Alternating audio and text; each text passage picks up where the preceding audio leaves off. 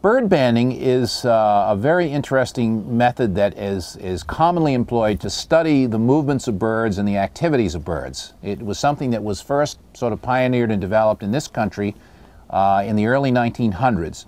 And while there are various ways to band birds and to capture them, without harming them, for small birds, one of the most common ways is something called mist netting, M-I-S-T netting. A mist net is a very fine mesh net that looks a lot like a sort of an old-fashioned woman's hairnet. And when mist nets are strung between poles, they're about 7 or 8 feet high, and 15 to 20 feet in length.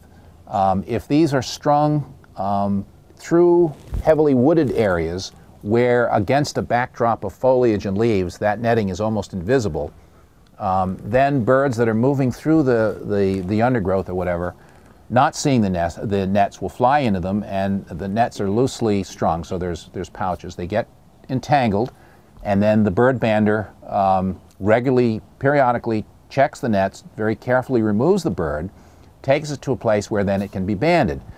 The banding process itself is fairly straightforward. A very small aluminum band is placed around the leg of the bird, sort of, if this was its foot, sort of ankle on the lower part of the tarsus of the leg.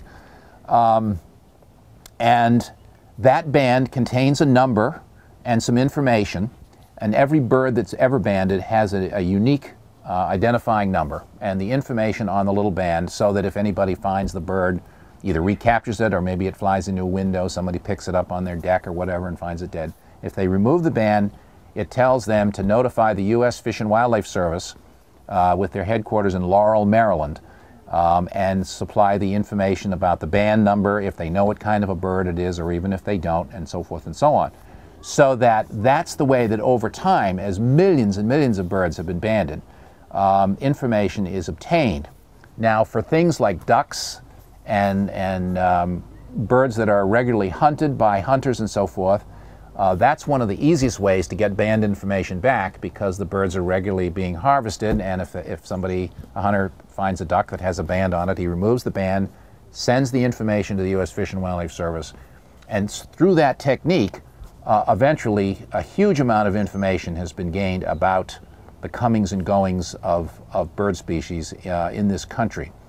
In addition to the U.S. Fish and Wildlife Service getting information, the person who submits the band is also notified, so they get to find out where that goldfinch or that mallard duck or whatever the bird is that had the band on it was banded. So it's a reciprocal arrangement. Everybody gets to benefit.